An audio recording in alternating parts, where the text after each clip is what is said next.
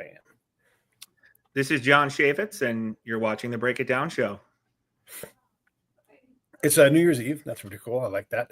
We're, not technically working, but I consider these things work because you and I get to talk about something that we both like to work on and projects to do. I fancy myself a bit of a producer. When I go to a party, when I say I'm a producer, I probably would just, down talk it. But, the fact is I am working on several projects. They're all in development, and hopefully one of them is in pre-production here pretty quick. But in our world, you can spend a lot of time doing a lot of work, swearing to God you're making progress. But when you look around, you're like, I don't know. It is a crazy business. What are your thoughts? I mean, after the strike, after COVID, we had a long recovery. Has the industry recovered? I consider myself very much an outsider. So that kind of colors, my view on, how the industry is doing. Of course, I follow the trades and, stay up to date on everything that's going on. But, Right. Look, I've heard that scripts are being bought, at a pace that is, better than since before the strikes. I think there's a lot of hope out there that things are headed in a good direction now for the industry as a whole. The strikes and COVID and just, it was just, everyone was getting kicked while they were down. And I feel like things are potentially turning a corner. That's what I'm hearing out there. At its root, our industry is chaotic. It's hard to stay in. If you watch any movie and you look at the credits, and then you look at the credits of the people who make the movie, maybe if you're in the industry on the production side, you've got a lot of credits, but most actors have 1 or 2, maybe 5 tops credits, right? And so the movies are made largely by people on the acting side who they do a lot of the work and everything else is not scraps, but it's very hard to establish yourself. Same thing on the writing side. I mean, there might be 6 writers on a movie, but your project, like you wrote it, you created it, but to get it made, you have to surrender some credit and, go through rewrites. And so even that is crazy. I don't know, do you think has that part of the industry gotten better? Or is it, because you and I right now could go put together a budget. I'm making this very simple and make something for $1 million. It is not impossible to do that, right? But it doesn't mean that you've done anything other than make something. You point at me like, we made that, right? It is a brick in the wall. Are we better at creating opportunity for creative people? Look, obviously in any creative career, in any career really, like there's a component of luck. You sort of need to prepare and do the work and line everything up as methodically and thoroughly as you can. But then timing and being in the right place at the right time. And really connecting the dots and waiting for that moment where, it feels right and it can get done. I personally don't feel like, I'm not unique in the sense that there are so many people out there who are doing exactly what I'm trying to do. And right. We're all really just at different stages on that journey. And, it's different for everyone, and everyone has different challenges and difficulties in trying to get where they want to be. So look, I mean, it's obviously a very difficult business.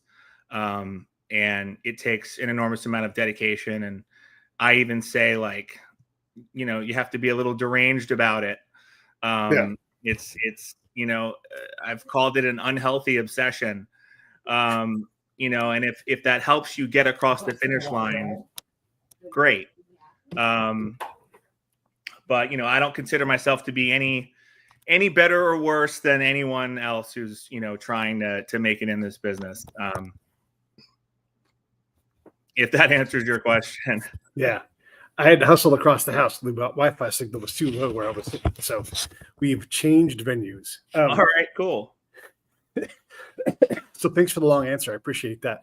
Of course. When you there within what you said, there are so many sub variables. Like let's say you've got, I don't know. Let's just start with this. How many projects do you have, even if it's back burner? How many projects do you have where if someone said, "Do you have a pirate story?" You'd be like, "Yes." Yeah, boom. Number two, it might not even be written, but you have a lot of the work done, right? How many projects do you have in some state of development? I have a slate that is about 11 or 12 projects deep right now. Right. About 4 of them have full script drafts. Some are closer to fully polished than others.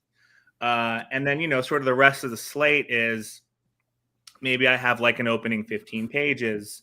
Maybe I have that and like an outline.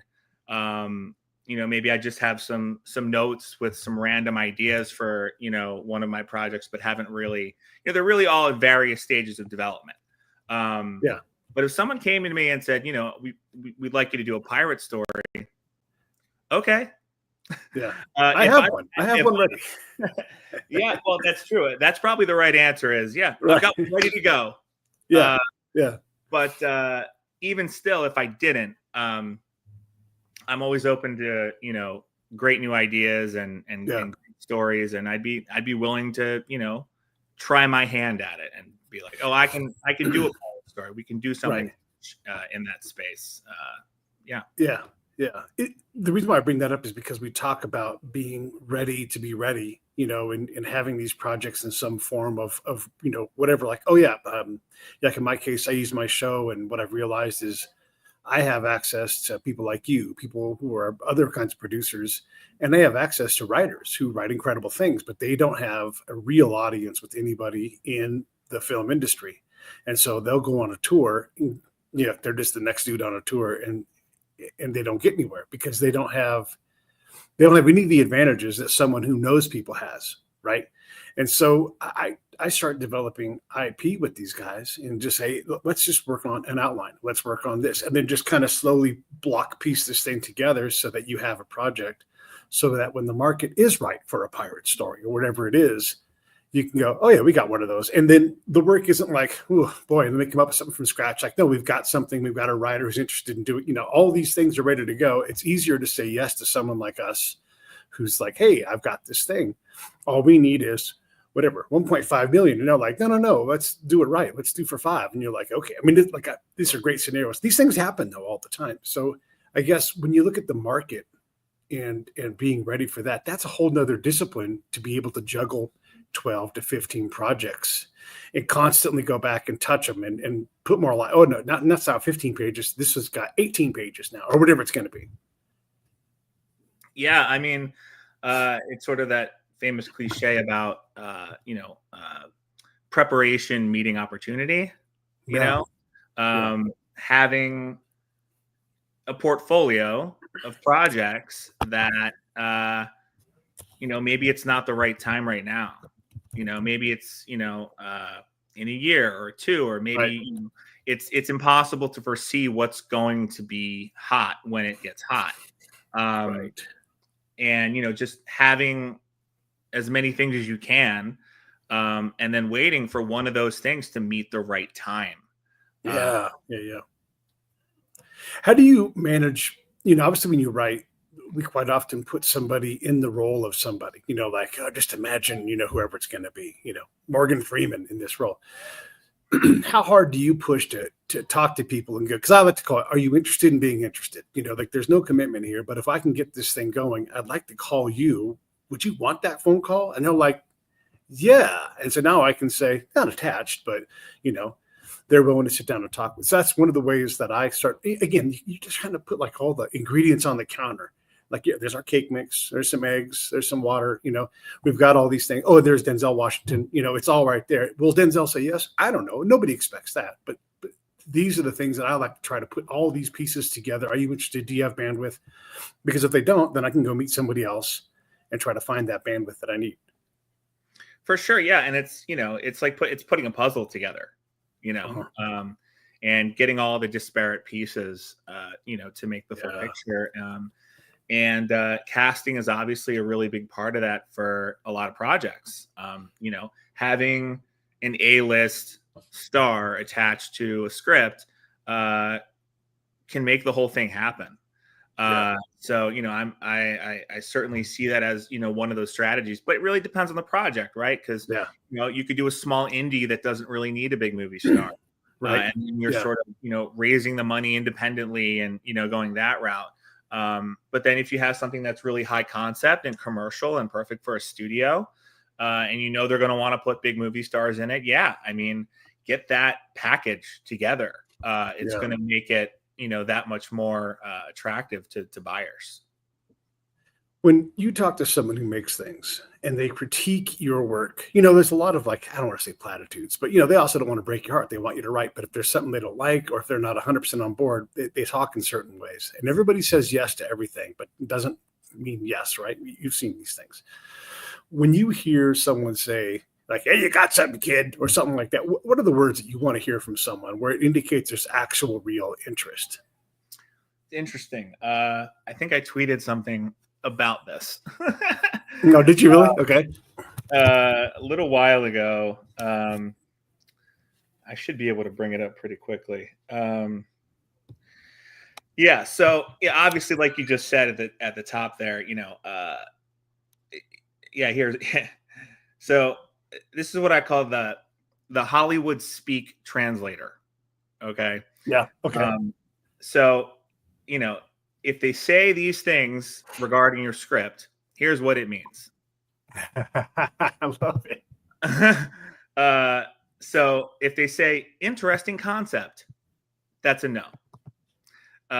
If they say there's some strong stuff here, that's a no. If they say we liked it, that's a no. They say we loved it, still a no. If they say it needs a package, that's a no. And then obviously no response at all, that's a no. That's a no for sure. If they say it's amazing, I would say that's a maybe. If they say frick yes, is it available? Ooh. That's a yes. Yeah. So if it's, F yes, I have said, anything less than a holy crap, I need to make this movie right now. Is it available? Is really anything other than that. It's kind of a no. Right. It's my own little way of translating those moments, but it's an energy and it's a vibe, and you can tell in the tone in their voice, or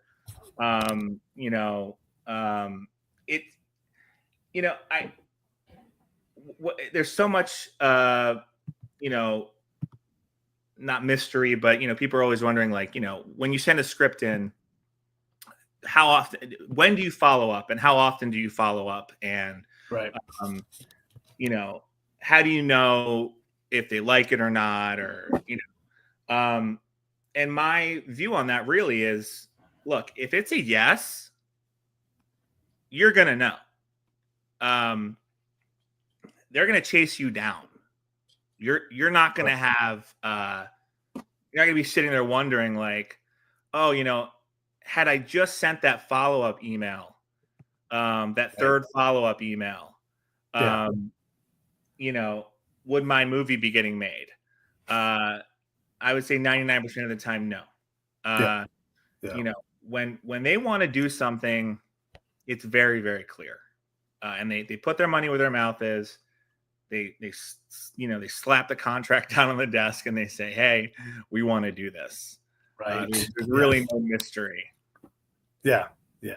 There's a lot of nuance in those conversations too, because you can find yourself in a position where they're interested, but they can't commit to anything because they're not interested today. They're interested in a year from now. Or they might say, let's keep Jon in mind because we like what he's doing, right? And that's a different answer altogether, and not when it's comfortable when you got to pay the rent. But the reality is, that's a really good answer. Like if you catch someone's attention, if you don't get the audition that time, but they're like, oh, you know what, he's not right for, this role, but you know what he might be right for. And that's what you want, is like them to think about you and turn something in, or even just say, hey, John, and you know the answer to this question.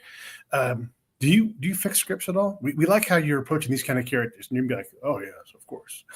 It's like, I fix scripts all the time. That's how I make most of my money. Whatever, right? Whatever they want, you want to try to get in the door, try to get their attention so that you are valuable to them and you're part of their network of people that they lean on for things. Yeah, I mean, I think that's how a lot of general meetings go. You have a script that goes out around town, and you have different executives reading it and, wanting to meet with you. Right.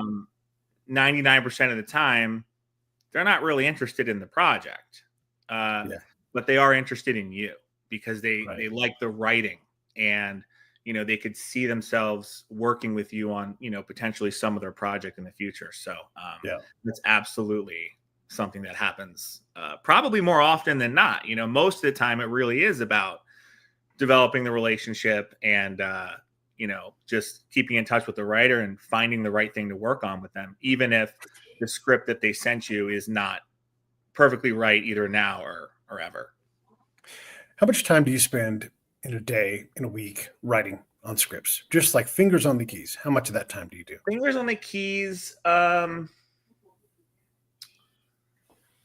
It really depends at what stage in a project that I'm in.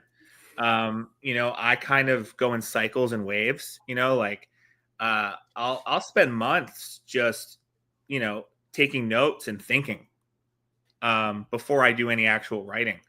And then, for like 2 or 3 or 4 up to like 6 weeks, I'll sit down and do pages every single day until the script is done, until the first draft is done. And, so it kind of depends on where I'm at in that process. But when I am working on a draft, and I'm sort of racing to try to get it done as quickly as I can, probably about 2 to 4 hours a day. Okay. Actual, well, that's a lot. I mean, unless you have to hunker down for 20, that's a good daily pace, right? Because if someone does give you like, hey, we need 100 pages in the next 16 hours, you're going to deliver those, know, and it might take you 15 hours, 59 minutes to get them done. But yeah, like that daily muscle, right, that you have to flex, it's 2 to 4 hours. I mean, that's excellent. Well, yeah, I mean, it really is a muscle, right? And the more you do it, the stronger the muscle is. And if you don't do it after a while, it can atrophy a little bit. And that little voice creeps in. It's just like, wait a minute, you don't know how to do this. Oh man, that voice is everywhere. Yeah, it'll never get done. Yeah. Oh my God. All those things. It'll never go away. It gets louder. It gets louder the longer you go between writing sessions. Is what happens. Yeah. If I would have sat in the other side of the counter at the Starbucks, I would have made money today. Instead of just like banging away on keys. Exactly. So it's easy to turn yourself into a mailman instead of, someone who tries to figure out how to write a story, but I don't want to be a mailman, Oh, it's so true. I mean, I like to say there are so many easier ways to make money than to write screenplays and make movies. If you just want to make money, I could think of a million different things you could do. So, but that's the thing. Like we do the work that we love, and we hope that we can make money doing that one day. Right. When you, like, if I came to you and I said, hey, I've got a project, this is not a pitch. This is just, for instance, if I said, hey, I've got a project, would you be interested in, taking a little bit of back end to work on a project, a very slow pace, but, I want to take this book and turn it into something. Do you need money every time you do that? And if you don't, what is that? Yeah, you know what? I'll be a little perspective and I'll try to take a long view on this project. How do you balance that part of your work? Because you do, look, everybody's glad to pay you not enough money for a script that was hard as fuck to sell, so that you can go on and do that again. But sometimes you want to go for a little back end piece. Yeah, I mean, I'm primarily a writer director. Obviously I've done some producing. But when I think about how a lot of producers do operate, they're working on spec for Yeah. almost everything. Right. They don't get, even at the studio level, like they're not getting their fee until the movie goes. Right. So, they could spend months, years working with a writer to, adapting a book into a script, and not see anything financially for many Yeah. years. Right. That kind of, it's prospecting, right? Like um, that's sort of the name of the game for most producers, I would say. Yeah. Yeah. And you're telling me. It's I have all these projects just waiting for like a log, and I'm always like prying on the logs. I'm like, oh, that one isn't going to move. What log can I move? That's kind of how I operate. Like, who can I call? Who can I touch to put some excitement into the project? Whatever it is. And so it's always just like this poking, trying to get some work done. Scheduling like I did a writer's room yesterday on a project I'm working on. And we just spend time kind of just getting to know each other, getting to know the story, and then I'm not sure where exactly the story is going yet, but I know it can't start off bad. Like, yeah, you have to do the work of what is the story ahead of time, right? You have to put the building blocks together, and you may throw all those blocks aside. I believe, at least, that if you do that work, then the writing part of the actual dialogue, I suggest it's a little bit easier, but some people probably work in the exact opposite way and they just write it out. It is definitely different for different writers. Right. I would say that with 100% certainty. But I understand the sentiment. I took a screenwriting course when I was in college. It was like the first screenwriting class I had ever taken. And the professor in that class, he was a screenwriter, and he said, once he basically was like, once you know the story, the dialogue is the easy part.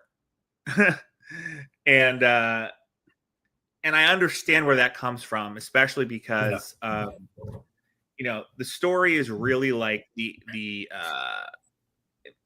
if it was a coloring book, it would be the outline of the image, and then the dialogue is just coloring it in. You're just filling it in within a structure. And once you know what happens in a scene and where the story's going, what the characters actually say tends to be a bit clearer. That said, I would never say that writing dialogue is easy. No, yeah, right. Yeah. No, I mean, you can put the words down and then you get to work on them again and again and again. Mhm. I don't know of a kind of writing whether it's more iterative than screenwriting.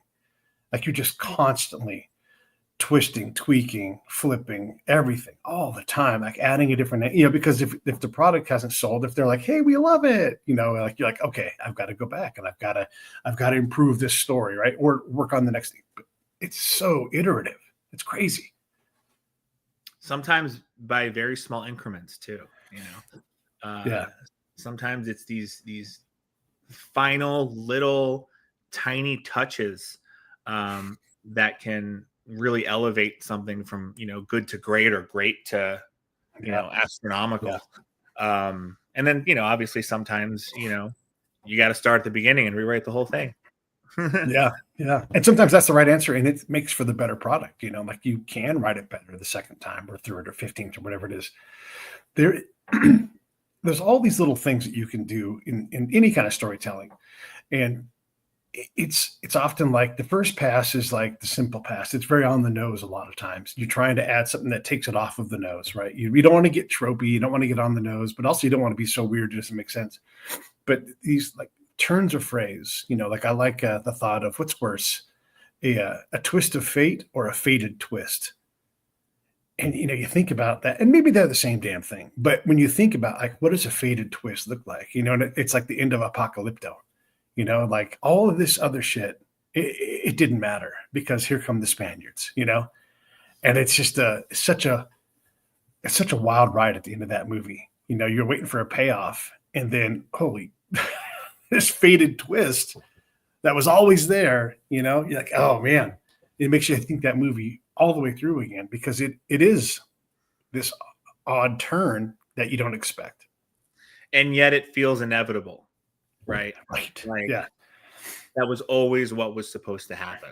It's Right. what you suspected might happen, but you weren't sure. And then it happened and you go, oh, well, that's exactly what should have happened. And it all makes sense now. Right. Yeah, that's beautiful storytelling. That's I wasn't a big fan of that movie, but I am a fan of like how it worked, because they asked a lot of me to sit there and watch these interminable long running and running and running. Okay, now you're going through town. Okay, I know you're gonna bring it. It's like, all right. But it left me with so much more once I saw those ships. Like there was a whole sequel that played out in my head, automatically. And Mel Gibson put that in there. He's like, you're gonna have to deal with that part of this thing. You're like, holy cow. I know what happens next. makes you wonder if they're going to do a second one. Yeah, maybe, right? Yeah, I don't know. When you think about those little tiny changes in a script, do you have like certain things you're like, oh, let me do this. This always works. This always spices things up. Probably not.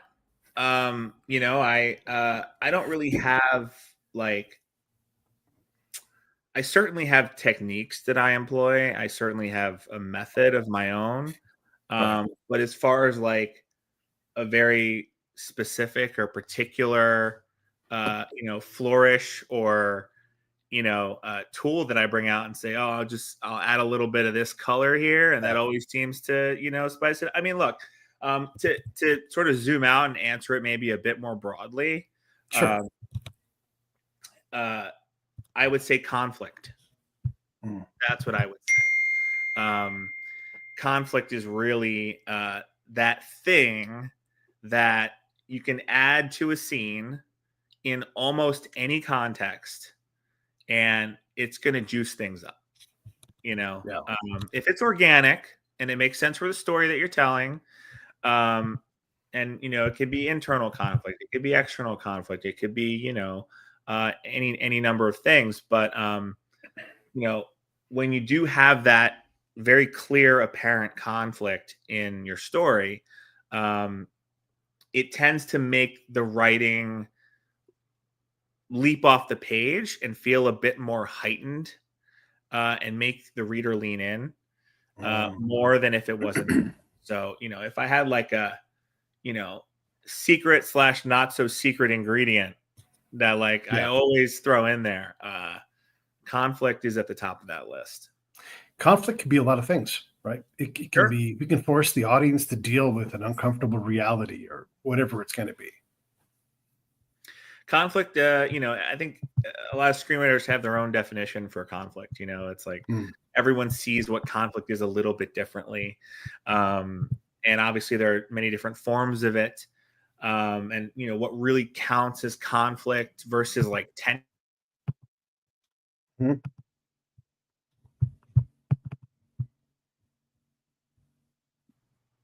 Oh, yep.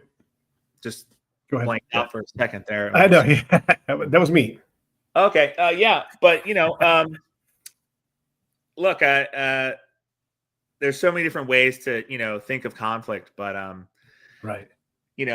And the way that it's not tension, right? But conflict can create tension. Sure. Right. So, but yeah, I mean, conflict can be as simple as someone not wanting to get out of bed in the morning. Yeah. It's like it's literally, the character versus themselves. Like they're in conflict with themselves. Yeah. And then you've got the opposite extreme where you've got the Joker, and who is this sort of embodiment of everything that is villainous. And that sort of is the foundation for the conflict in the story. And there's everything in between that. But yeah, conflict is it's pretty central to what we do. I'm working on a story now. It's got these two heroes, and one is flawed. Well, they're both flawed, but one is flawed in a way that makes them sort of secondary to the main hero.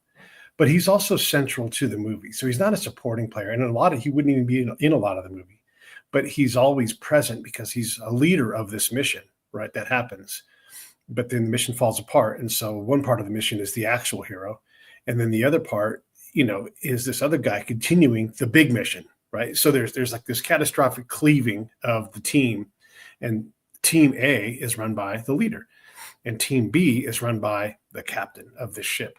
And so I've been struggling with, how do you reconcile dealing with these two separate entities that have to do different things, and you have to account for each other because they're essential. I mean, none of this happens without A, but B is the fascinating part. Meanwhile, A is doing the actual work. So there's heroicism in him, even if there's problems with how he approached his mission. What do you think? Sounds like an ensemble kind of thing, or at least very much leaning towards like a two-hander kind of thing, where you don't necessarily have that one singular central protagonist. You kind of have more than one protagonist. Yeah. That's always, at least for me, look, it's tricky. It's tricky because you don't want any one of those storylines to outshine the other, right? Like, they need to feel equally consequential and equally interesting, and yet also, feel central to, the narrative and, to the themes and the plot and the story and everything that you're trying to accomplish.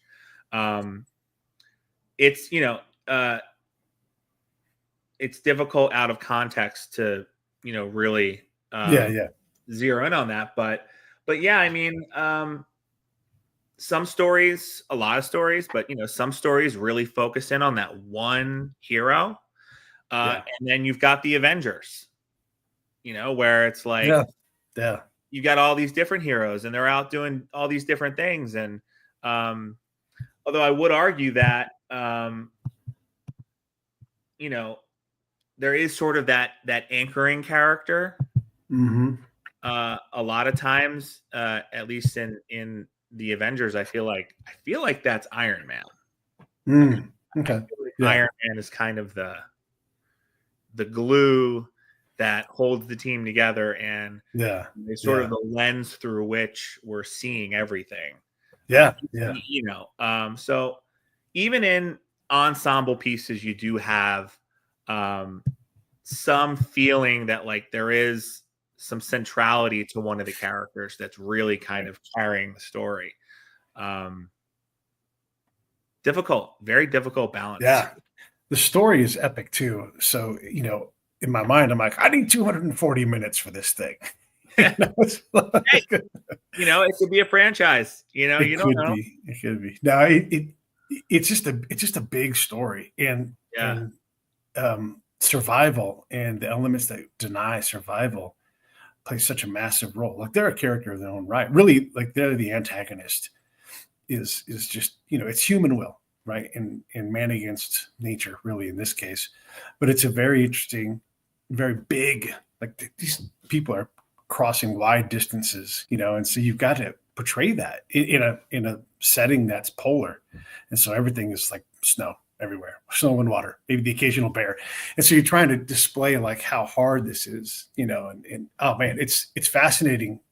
What I like thinking about this story is it's so riveting, and it will absolutely be beautiful on screen, but translating the book into this thing that isn't 500 minutes, it's proven to be tough to really grab a hold of what that is. Because like you said, once you get there, heck, a lot of times you don't even need dialogue, because the struggle is the dialogue. I'm always impressed when a book is adapted, from whatever 400, 500, 600 pages, down to like 2-hour movie. The kind of, precision that takes to zero in on the most important things in this story so that, nothing important gets left out. Yeah. And to do it in such a way that, condenses it down without Yeah. losing anything it's remarkable when it's done really well. How much directing, because you're a director, right? So how much directing are you doing in your screenplays? How much, scene, like the scene structure, all the things that a director needs to do. Like I'm a believer in, like, let's use the least amount of words possible to allow the director to do his job, and certainly let the actor do their job. Like if you're doing every single thing for them, I find that it comes across. It's like, this is awfully busy. Can you get out of my way a little bit? I want to direct this. I don't want you to do it. But other people completely disagree with that. So I guess, how do you see these things? Sure. It's a great question. And, it's a question that I see often, and a lot of screenwriters struggle with how much directing do I do on the page? And what does it even mean to direct on the page? Right.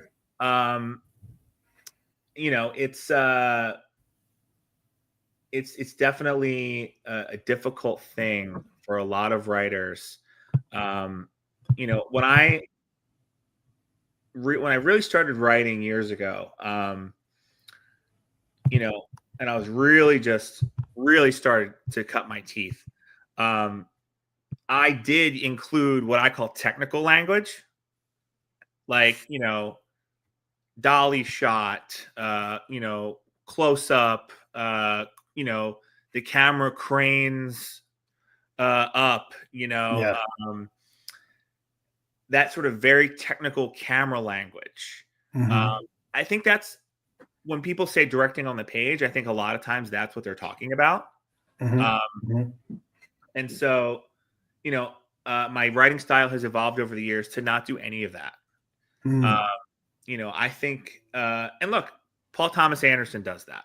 Um, Mhm. he's got a lot of camera direction in his scripts, and it works for him. Right. And I think that, that's there's absolutely nothing wrong with writing that way. At least for me personally, I've kind of stripped away all of the technical Mhm. language, and I try to find ways to convey the image in the reader's mind as clearly as I can, without actually saying the camera's here or the Yeah. camera's there, without using any of that technical language. Because if you use it too much, it can actually be a barrier, and create resistance in the read. For Uh, sure. but look, at the end of the day, though, the screenwriter ultimately is the first director. Okay, Right. so Okay. like sort of philosophically and theoretically speaking, um, as the screenwriter, you are directing. You're directing every single moment on the page for the Right. reader, and so um, you need to write it in such a way that the audience understands everything that they need to understand about the story, uh, and nothing more. Yeah. Yeah. It's really that minimum level of like, okay, um, you know, this is what the audience needs to know. Um, Right. and I think Tarantino talks about it too. He talks about writing prose that is appropriate for a screenplay. And in that form, you're there are things in the script that are just for the reader, so that the reader can understand the story. It may not be 100% visual. It may not make it into the script, but you are directing the movie on the page so that Mm. the reader can understand everything that's needed. And then the other thing about directing on the page is, people will say, oh, and like, to get back to your initial question, which is that, you know, how much do you specify the sort of the little actions that the characters are doing?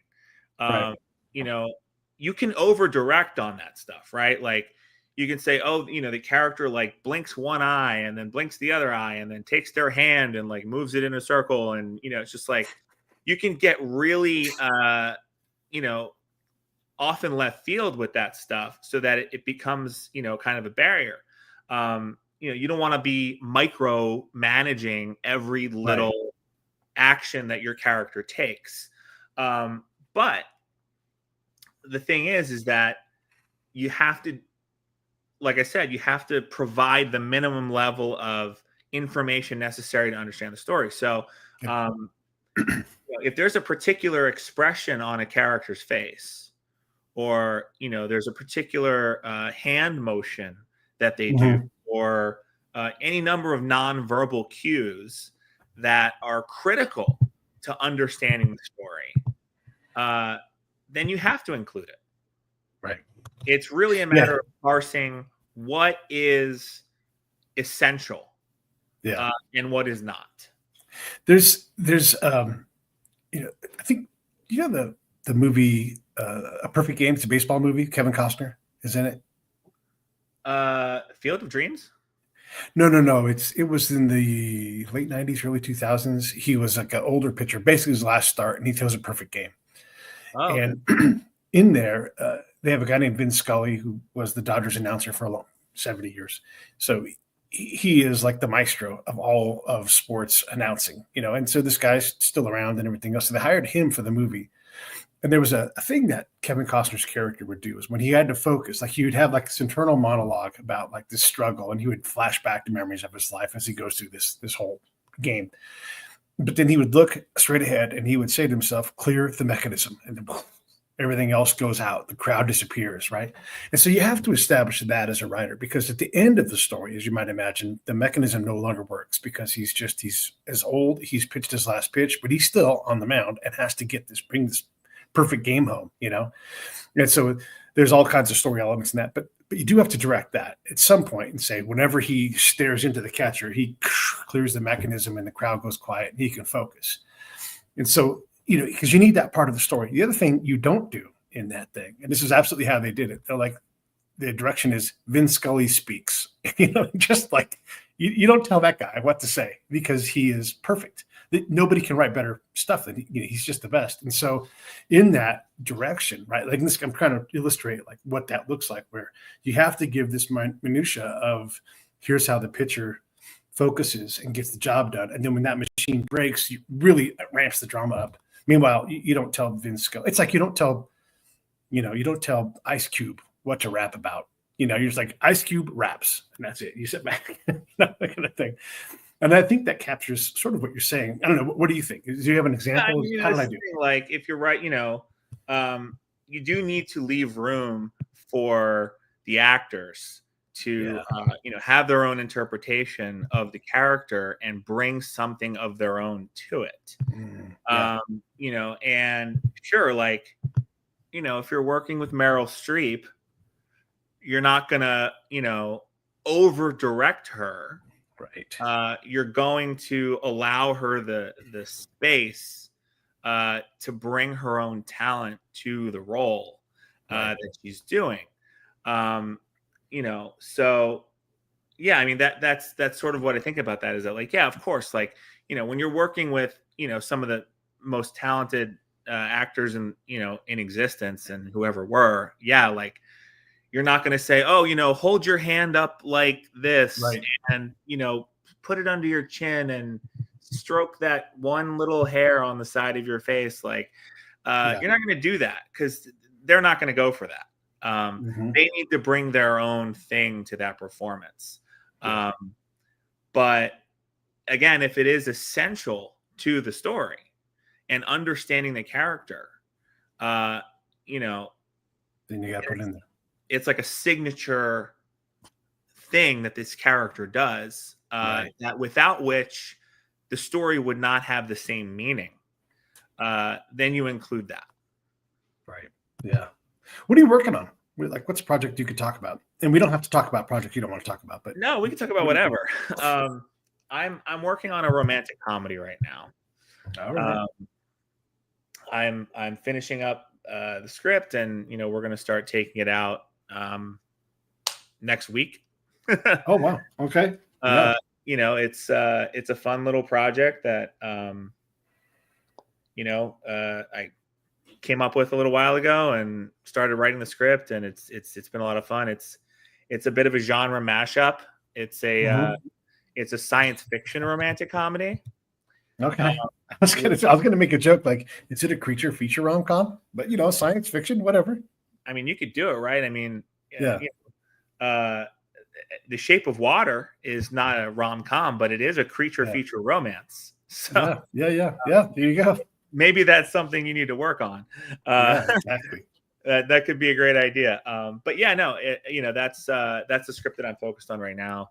And and I've got a bunch of other stuff that I'm have in various stages that once I finish this one, I'll move on to the next one. And I think I have another script that's also a comedy that I'm probably going to write after this one. Just to keep things in the same general zip code. I know we just joked about creature feature rom-coms and mashing things together. Yeah, actually, let me got this from a different angle. Do you know the show Moonlighting? It was a detective show from the 80s. This is when I was in high school. It rings a bell, but I'm not terribly familiar, to be honest. It's Bruce Willis before Die Hard. Right. And, okay. Yeah, that makes sense. Yeah. And he's just electric in it. And then Sybil Shepherd is his foil. They're back and forth with each other, and they have a repartee. So I'm going back and watching it now with modern eyes, adult eyes, because it's great to just get swept away in this hour-long thing. But it's incredible. So first off, one thing about this show is it was so combative on set that sometimes they'd be like, we didn't make a show this week. Sorry, everybody. We're going to show you a rerun of something else or put up legitimately not delivering ABC a show happened several times in this thing, right? But when that chemistry got there, it was magic. And so not only do they have repartee verbally, but physically. And they just have this thing that they do. And so now when I watch it, I'm like, look at how clever that is, and you wonder, like, is that directed? Do they let them ad lib because they have such a great energy, even though it's very combative off a screen? And so it's just it's fascinating to watch these magic things that can't possibly last because it's just too caustic, right? But when they get it to work, gosh, it's some of the best TV you can see. I like to call things like that. I mean, they are like happy accidents, right? That like you put everyone in the room, you set up the lights, you set up the camera, you got the script, you got the production design and the set dressing and all that stuff. You built this world and you put people in it, and then off the cuff, one of your actors just does something that felt right in the moment, and it couldn't have been more perfect. That is magical. It's that is where the magic happens. And sure, like, I mean, I think there's a million stories about really rough behind the scenes dynamics, and it can go either way. Sometimes it can lead to some of the greatest work ever, and sometimes it can absolutely destroy the production. Has Hollywood gotten better at not destroying people? And I don't mean like anybody specifically being evil, but it used to be very dangerous, like people would wreck their lives. And I don't know, is it any better? I mean, I think the image of the tortured artist, is still very much a thing. Mm-hmm. I think people in general are susceptible to all kinds of things when they get unlimited amounts of money and power and fame. Right. And, I mean, like the temptations are there and they're right in front of your face. And, some people can't handle it. Sad story about, what happened with, Matthew Perry this year, he's a guy who, struggled with alcoholism and, drugs and addiction. And here's a guy who had everything. He had fame, he had millions of dollars, people liked him. And, it literally killed him. Right. Yeah. So, I think that's always a risk. But, and then obviously older, there's things that have happened, decades ago, like Kurt Cobain, Sure. is obviously, a terrible, tragic story too. But there's a way of looking at it. And, I've heard people say things like, the thing that makes, X artist special and, makes their art special and makes them who they are, and makes them as good at what they do as they are, is actually the same part of them that that ultimately destroys them, right? Like, Yeah. I think Kurt Cobain is a great example of that. I mean, even if you just look at like someone like Van Gogh, these are people who are intensely living their art, and it can absolutely hurt. It can be painful and it can destroy you. So it really depends how you look at it. And there are certainly a lot of examples of artists of all kinds who were, I think Hemingway was like, he was like an alcoholic, wasn't he? Like, when they had head injuries, lots of concussions, right? And so all these things happen. It's one of those things that sort of goes with the territory, depending on the person, but it's a common thing. Well, this goes back to the beginning of our conversation, where we talk about the industry wants you want to be said yes to, and so when people start asking you for things, you start to be the one who controls yes, but really they still control your yes, because if you say, nah, I don't do script doctoring, I don't do that. John isn't the guy that says yes to things. And so you push yourself to do all these things, and you do have to put your career in jeopardy. And it's such a hard thing to get into that you're terrified to say yes, because you know how easy it is for them to say no to you, right? And so you can put yourself in very compromising situations, where you have to spend money to live the lifestyle. You don't have all these things that happen. It's very challenging. Or saying yes to something for a paycheck because you need it, and that it's going to, be absolutely destructive, for you. Right. Or one of the hardest things you'll ever go through, or saying, just saying yes to something for the wrong reasons. Right. Yes. I know these things happen, and it's a minefield out there, and you really have to, sort of try to stay true to yourself as best you can, so you avoid those pitfalls. But also get paid. Like, I'm going to say yes to this because kids don't have a house, and so I don't get to say no to, and so it is a really perilous path where you can end up hating. Like a lot of times when I talk to actors, I'll ask them, and I try to artfully ask this because I don't mean anything negative, but these are things that we all think about. Like, if you are an actor, your dream is to be on TV, and all of a sudden you become procedural guy, and every month you're on a procedural, but that is all you get to do. It's like, well, you've got this wonderful, well-paid life. However, can be turned off like that. And 20 years from now, if you've been in 1,000 procedurals, you'll be the king of procedurals. But did you get to make the art you wanted to make? That is a profound and timeless struggle for so many people. Right. Doing your passion and doing what you love and doing what makes you happy, and also being able to feed yourself and pay your bills. And finding some balance between those two things, so that you don't spend your entire life in your entire career doing something that wasn't exactly what you wanted to do.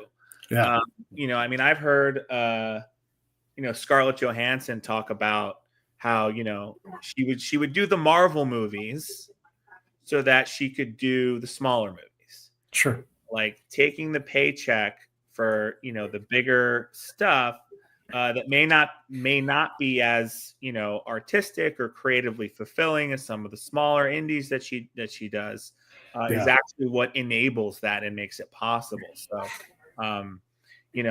it's really just about finding that balance for yourself. Because you don't want to end up spending your whole career, being the procedural guy if you got into this to do prestige award season movies.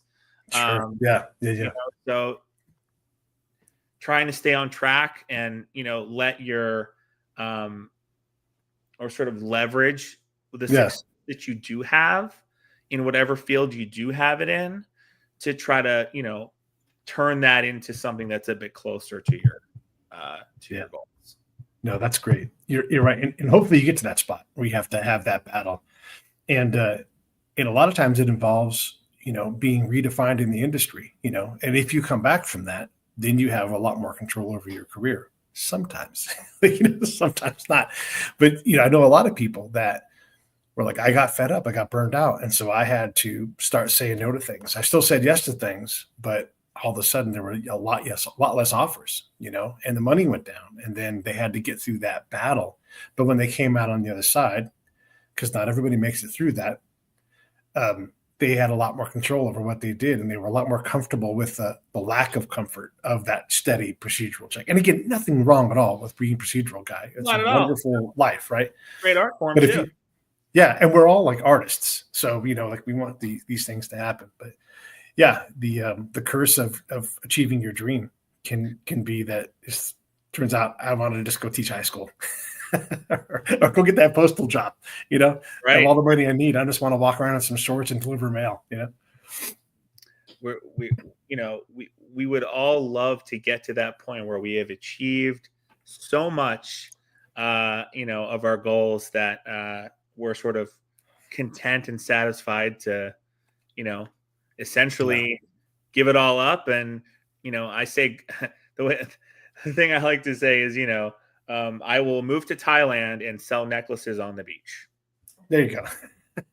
See, there's always a comeback from that story too. It's like going to the Mexican League to learn a screwball or something. You can always go down a league and try to redefine who we. It might be that you're like, what? I don't want to write stories anymore. I want to hang out on the beach and sell these necklaces because I got everything I need. It really can be that. You can do that for 10 years, and then Hollywood loves a comeback story. Yeah. There's things don't always necessarily end completely. I'm going to spend the last few minutes just talking about this because and I hate to make it negative about having like AI and everything, because when I think about stories, like I'm trying to think about budget and what's possible, so some things are going to be made, like a world can be crafted in AI now. We've already seen documentaries that have done this. So we know that that's there, but I'm desperate to make sure that real people that play real instruments are making music in my movies. Like I watch Flipper all the time, and I like Flipper. I was a kid that taught me all about swimming and everything. But they have choral music, they have harps. These are real musicians, really. And for me, I can feel something from that. Maybe nobody else does, but it's important to me to not just fake everything because I can electronically, right? And I really want less. I just want effects. I don't want special effects as much as possible because I don't like superhero movies because I'm like, it's just too much. It's too predictable. Oh, is all hope lost? Oh, whatever will we do? And then they, so I gave up on it a long time ago. But what are your thoughts on blending the modern tools, but also maybe getting back to the basics of like, I only need to scrim and a projector and I can make something happen. So, I'm basically a 90s kid. So I, grew up watching, movies in the 90s. And the 90s was a really special time for filmmaking because it was really the peak of 35 millimeter film and the quality of the film stock combined with most stuff still being done practically and in camera. Right. It was the height of it. They were better at that in the 90s than at any period in the past. Right. They were really firing on all cylinders with that kind of craft, and that kind of way of doing things. And, obviously since CGI has become, such a big thing, and now with AI, there are so many artists who are, not losing touch with, but, just doing things in such a different way now, that, some of that authenticity that you got from the old ways can kind of get lost. But when, there's obviously a million factors that go into, why someone would do something, CG versus practical. Sometimes it's their style or their process as a filmmaker, and sometimes it's budget considerations, and, how powerful the filmmaker is, if you've got, I still have not seen Beetlejuice 2, but it's on my list. And, I heard that Tim Burton did a lot of practical effects on that movie. When you're established enough and you have enough sway, and you want to do something a certain way, you're more likely to be able to make that happen. If you have that kind of track record and credibility, and you go to the studio and say, look, this is how we're going to do it, even though it's going to be slightly more expensive, than just letting the AI or the visual effects artist do it. And it's going to look better, and it's going to, help the overall aesthetic of the movie and make it succeed, So, but yeah, I mean, there's all kinds of considerations in that kind of space. But yeah, I mean, I love practical effects. I love, things that you actually are on camera, and not just put in digitally. We're in a time now where if it's done right digitally, you can't even tell the difference. Right. So, you don't need to build a 1/8 scale frigate, to put people on. And so why would you, right? Do you want to hire people to do things on set? Absolutely. Find different jobs for them and hire people. You don't have to put extras in. I know Justine Bateman's like, hey, you got to put extras in. And so maybe that's part of the fight, right? Do you automate your extras? Well, I mean, look, and maybe you do. On that, compositing has been a thing for a very long time.